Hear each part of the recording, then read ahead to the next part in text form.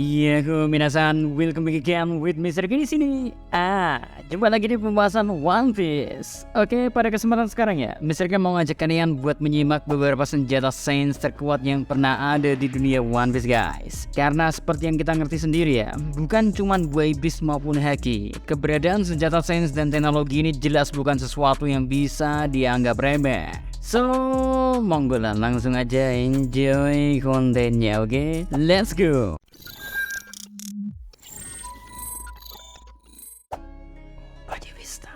Di urutan terbawah kita ada Pacifista. Semisal kalian tengah terkagum-kagum akan kehebatan Serapim, maka kalian juga gak boleh lupa sama gimana Pacifista ini sebenarnya adalah cikal bakal terciptanya Serapim, guys. Yaps, jauh sebelum Serapim ada, Pacifista sempat menjadi andalan angkatan laut dan pembuatnya pun masih sama, yaitu Dr. Vegapunk. Bayangkan, katanya untuk membuat satu unit Pacifista doang, angkatan laut ataupun pemerintahan dunia harus mengorek dana sama banyaknya dengan pembuatan satu kapal perang.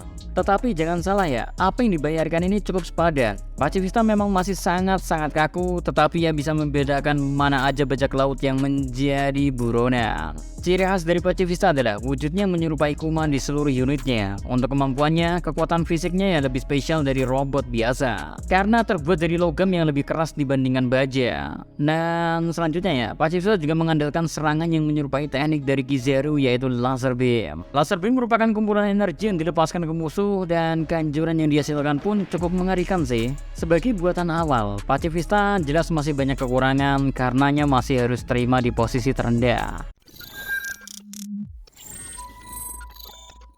Keenam ada Sea Beast Weapon.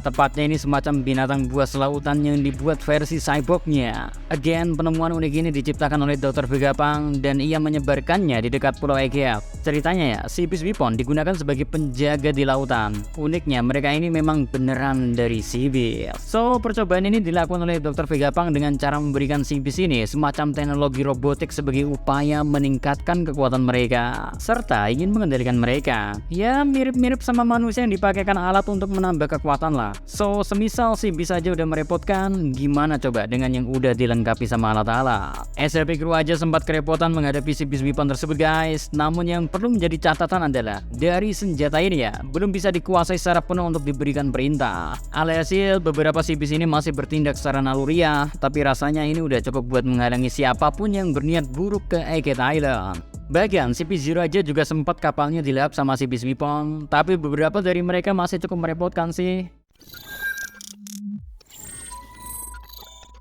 Urutan kelima menjadi tempat untuk Ice Oni. Ya, sebenarnya ada banyak senjata biologis yang dibuat, terutama ini udah jadi comfort zone-nya Caesar maupun Queen. Cuman menurut Mr. K pribadi ya, virus Ice Oni masih begitu membekas di ingatan dan jadi yang paling mematikan sebenarnya ya, andaikan tak ada chopper di sono. Ice Oni, guys, merupakan virus buatan Queen yang ia klaim sebagai buatan terbaiknya. Malah gak nanggung-nanggung ia sebut sebagai masterpiece. Mengandalkan penyebaran melalui gas, Ice Oni akan menjangkit dalam jumlah yang sangat banyak. Gejala yang ditimbulkan berupa orang bakal merasakan kedinginan yang super dingin.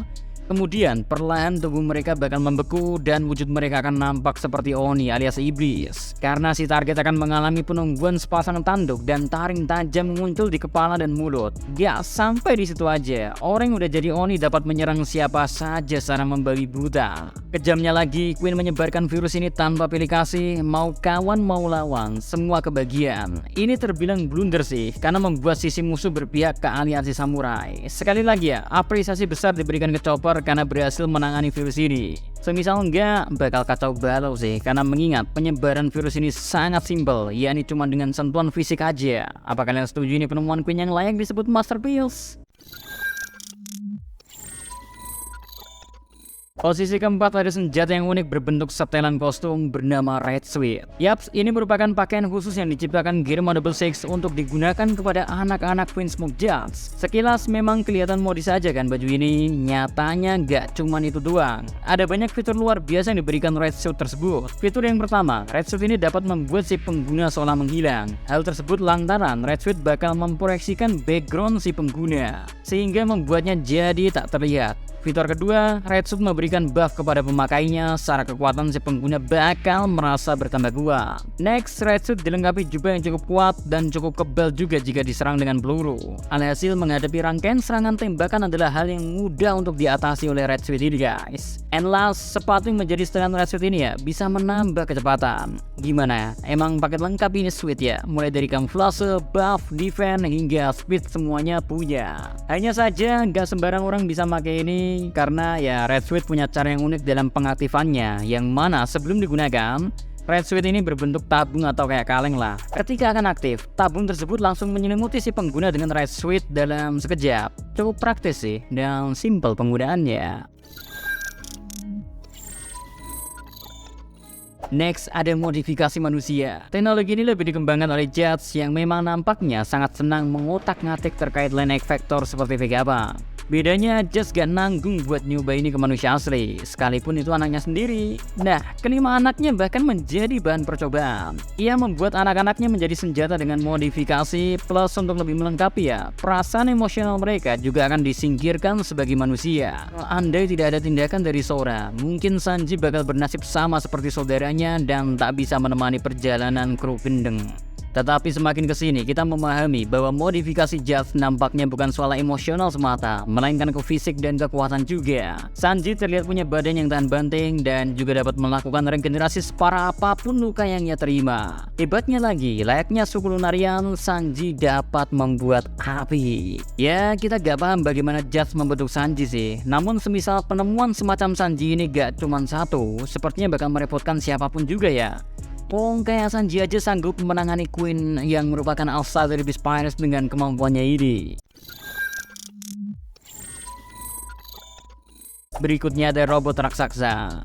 Semisal bicara masalah robot, tentu kita gak bisa ngesampingin nama Franky dong. Ia merupakan cyborg dan kemampuannya gak perlu diraguin lagi. Ia juga punya banyak transformasi yang variatif yang pastinya siap menghadapi musuh dalam mode apapun. Hanya saja selain Franky ya, masih ada pula robot yang menurut Mr. K berpotensi besar bisa jadi penghancur massal.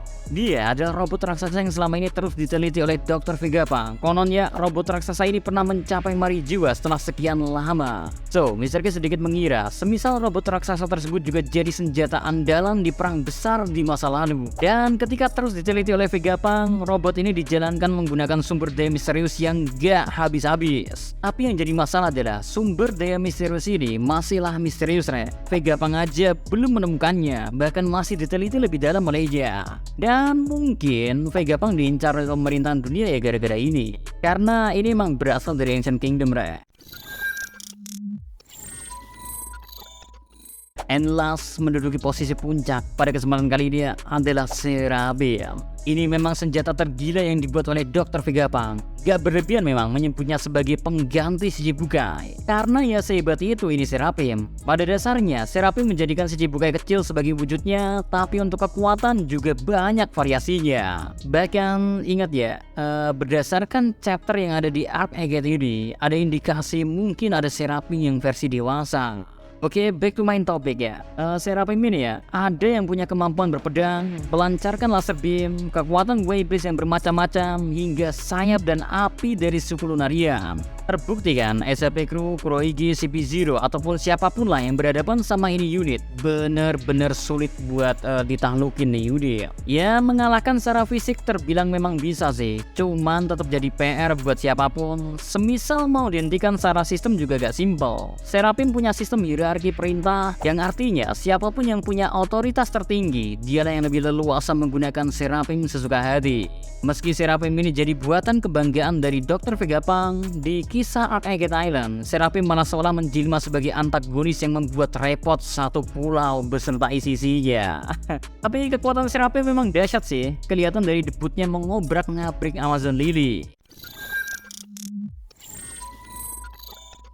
So itu dia tadi guys, berbagai senjata teknologi yang terkuat di sepanjang serial One Piece yang udah diciptain ya. Mana nih yang menurut favorit kalian atau menurut kalian paling strong? Coret-coret aja di komentar, karena Mr. K pasti baca kok. So, see you next time. Mari segera melalui salam, Adiberia.